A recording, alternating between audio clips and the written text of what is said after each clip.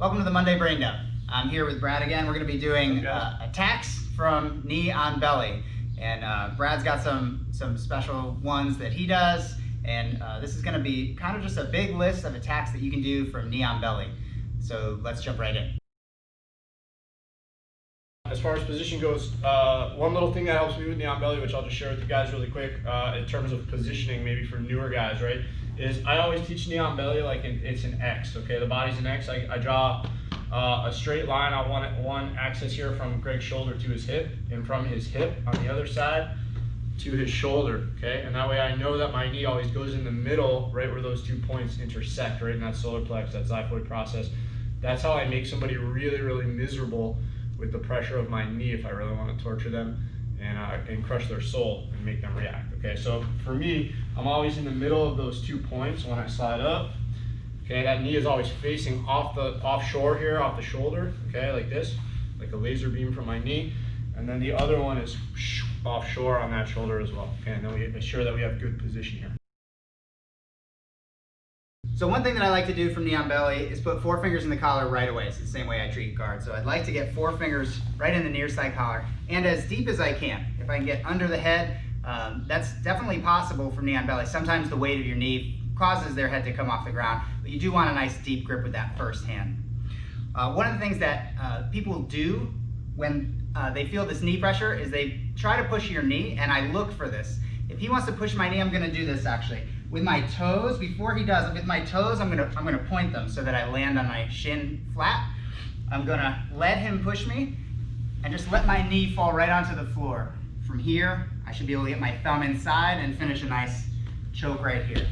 So in a way, I see the knee on belly as a bait to push. I think all of us do. A lot of the submissions come from this natural reaction a person has to push on your knee. So I wanna get this first hand, not just anywhere, but I do want to get it in there.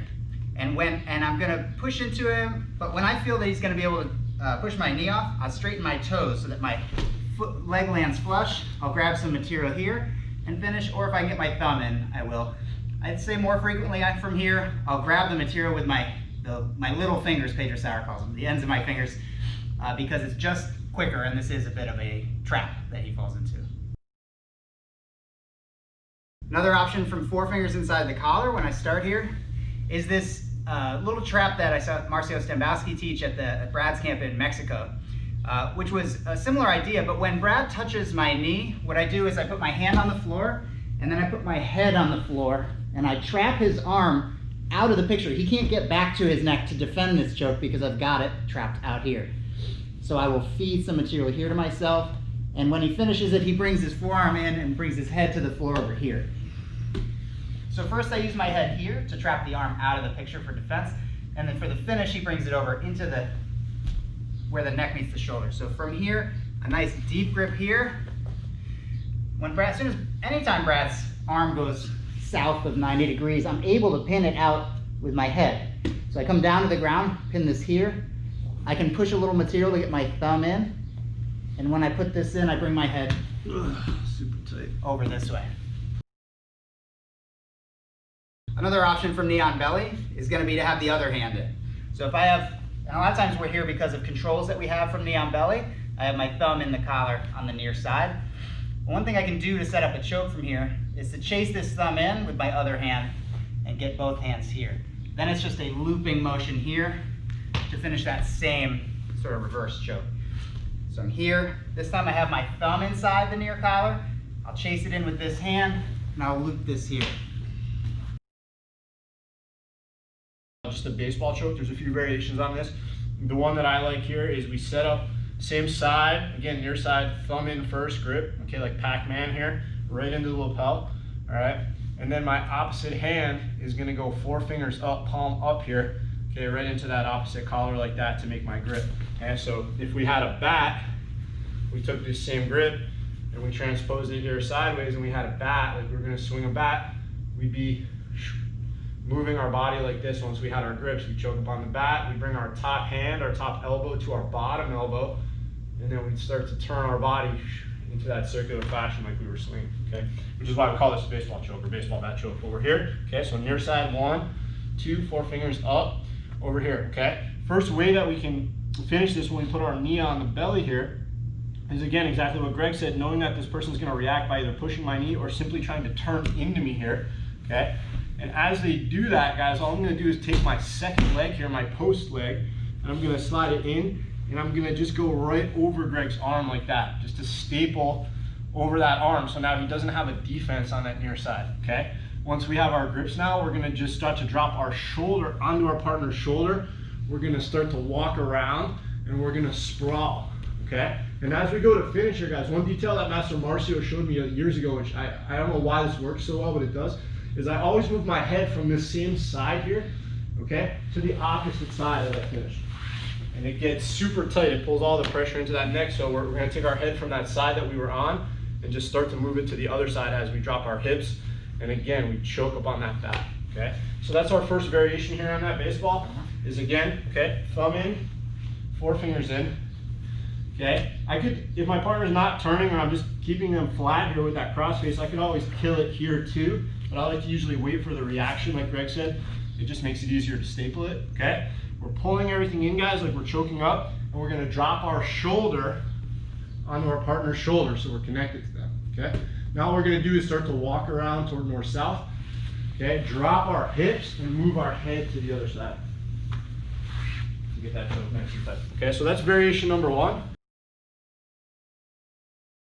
Variation number 2 here is something that Majid Hayes showed me, which I love and I use all the time. It's kind of my preferred method to finish this. Okay, same grip, same choke, everything's the same. But here, if my partner's good, like Greg, he's a higher level opponent here, okay? Then what happens is when I start to choke this, like bring this top arm to the bottom one here, is a lot of times before I can even get this arm out of the way, my partner will block my elbow here, okay? And you notice here when he blocks my elbow, it makes it a lot harder to get that arm out of the way and then in turn to finish it. I need to get this elbow to the floor or to the other arm if I want to finish it, right? So what I'm going to do instead is I'm going to look over my far shoulder, I'm going to look over my left shoulder, and I'm just going to roll over that near side shoulder, roll over that right side, okay? I have my grip, same thing, boom, 1, 2, okay? I'm going to roll over my shoulder here, and you guys will notice that my elbow here, just like go for 1 second, Greg, okay, is kind of floating in space here. So as I start to turn my body away from Greg, even if he tries to hold my elbow, he's not going to be able to. He's going to have to tap, okay? So when you roll, it essentially makes everything upside down, and it makes it impossible for your partner, gravity-wise, to block that elbow. Okay, so one more time on that variation, guys. We're here. We have our thumb in the collar. We have our 4 fingers in. We go knee on belly. Okay, I don't even have to wait for Greg to turn into me now. I just roll over my shoulder. My elbows are in space now, and I just throw my body onto the other side and run. Okay, if Greg obviously follows me up, that's fine. I just keep choking. We can pull him back on top. Doesn't really matter. Okay. When I know Greg's going to turn in and defend, I push and I make my loop here. Okay, same choke. Thumb goes in, open my elbow, start to go around my partner's head. All right, now Greg knows he's going to be choked here, so what's he going to do? He's going to start to block, like we said a second ago, that elbow, right? He blocks my elbow. All right, I try to sell my choke here, and I make Greg commit to defending that arm. All right, as he does now, all I'm going to do, guys, okay, as he's blocking my elbow, block my elbow, please, Greg, or block your head, perfect. I step, I pull and push, okay? So again, I'm not pulling Greg up with my arms, I'm driving my hips forward. That's what's lifting my partner up. It's not a strength move, it's an explosive hip move, okay? So we're here, boom, Greg turns in, I loop, he blocks. I step and I hips forward and push, okay? From here, all I'm gonna do is I'm gonna step that foot inside and fall, okay? And you guys notice that I already have that good grip set up on the collar from my original grip, and I just feed the thumb in. Now I'm on Greg's back, and we can start to go to all our stuff there. Okay, so one more time, guys. I'm gonna go knee on belly, okay? Again, cross grip. He turns in, I loop, he blocks, he defends the choke. I sell it, like I really wanna finish. To distract him, I pop him up, I step, and I feed. I know they're gonna turn toward me to relieve the pressure, okay? So all we're gonna do here is same thumb in grip, and I put my knee on belly up, okay, which I'm gonna do in a second here. I know that Greg's gonna turn into me, so as many times as I wanna keep him flat, all I do is open my elbow here, and I have a good cross face. Turn in, Greg. Boom, turn in, Greg. Okay, we can play that game all day until I'm ready to go. So maybe I do that a couple times. When Greg turns in, guys, all I'm gonna do now is, like Greg said, let him push, top of my foot is on the mat, and you'll notice here that I just drop this elbow down, okay? Like almost under, it doesn't matter if Greg's chin's there, because as I drop it down now, all I'm gonna do is step my knee to the other side into this space, and I'm gonna block Greg's ear, okay? The key on this, guys, is you'll notice there's a pathway between my leg and Greg's shoulder. I need that pathway so now I can pull up and drop my elbow into the spot there, okay? So I literally just pull up and I drop my forearm and my elbow into that pathway between Greg's chin here, okay, and his shoulder. And you'll notice too when I stepped over that my leg is keeping Greg's head turned, so I have full access to his neck. Can you turn your head the other way for me, please, Greg? Okay, very difficult to turn now because the weight of that thigh is a cross face, keeping Greg, essentially a reverse cross face, right? Keeping Greg's head toward me, not away from me. Okay, so once more on that. You guys are playing a good knee on belly here, all right? We use this cross face now to keep our partner flat, to torture them for a minute. When we're ready, I let Greg turn, and I block right here. You guys notice that we have a space now. Look, I'm not right here like that, okay? I'm keeping this on his jawline, and we have a space, okay? I'm gonna pull up, and I'm gonna take my elbow, and I'm gonna try to put it on the floor right there to the finish, okay? That one is real sneaky, and it goes on super fast, man. I hit that a lot, and if we don't get that, it gives us options on that far side for the arm and stuff too, okay? Same principle, we know our partner's gonna turn into us, guys. Look, so here, really easy, okay? Now what I'm gonna do, because I know Greg's gonna turn it, is I'm gonna take this away, and I'm gonna slide his hand down the collar, and I'm just gonna make a fist right here at Greg's chest, okay? So here, pressure to start, I let my grip go. Now Greg feels like he can turn, there's nothing keeping him there. So watch, as he turns, guys, I'm gonna run around to the other side. Here, I'm gonna take that arm underneath, guys. Look, thumb in under. Okay, and it's just like an X choke now. I can finish it here, or if Greg turtles, go, I can run the north-south. Finish it right there too, okay? That's one that Jared Wiener showed me years ago, man. I still love that. Jared Wiener's got amazing knee on belly stuff. If you don't know who he is, you should look him up on YouTube, from Philly. Old school badass, and he's got amazing knee on belly game. So here, okay? We're here, guys. Pressure, pressure, pressure. I slide in. I know Greg's gonna turn. I let him turn. As he turns, look, I just run behind him. You guys see? If he tries to bail on me, go ahead, Greg, bail on me. I can always pull him back with that grip and control the angle, control the speed. I come in here, guys, it's just like an X choke. I'm just gonna find the collar, and I'm gonna choke up on it, okay? So my elbows would come together, and I would turn my wrist here like I wanted to finish here, or if Greg bails, I just run the north-south. And I just sprawl on him, sorry, and it gets super tight, okay? That's one that I really like, and it's super sneaky. Again, it's all a bait. I just let the guy turn, and I run behind him, okay? We can take the back there too. Yeah, that's right. Besides chokes, we have some arm bars, shoulder locks, and stuff we can do from knee on belly. This is probably the most basic arm bar, and it's the far side arm bar. This is based on, Brad making contact with my knee here, which I even noticed I was doing earlier by subconsciously, just because we want this off our stomach. When he does this, I'm gonna create a hook.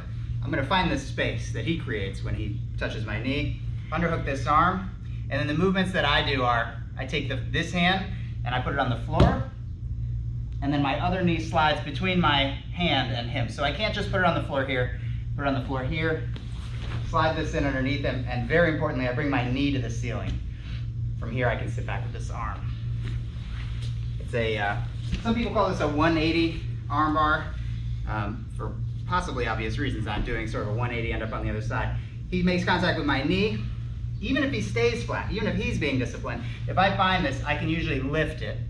And now I'm gonna put my hand down, not right next to Brad, but I'm gonna give myself about 8 inches, 10 inches, so that I can slide my knee down his body and bring my knee to the ceiling. From here, I can sit back with this arm. Okay, last time, this basic arm bar on the far side, he makes connection, so I reach into the space that's created.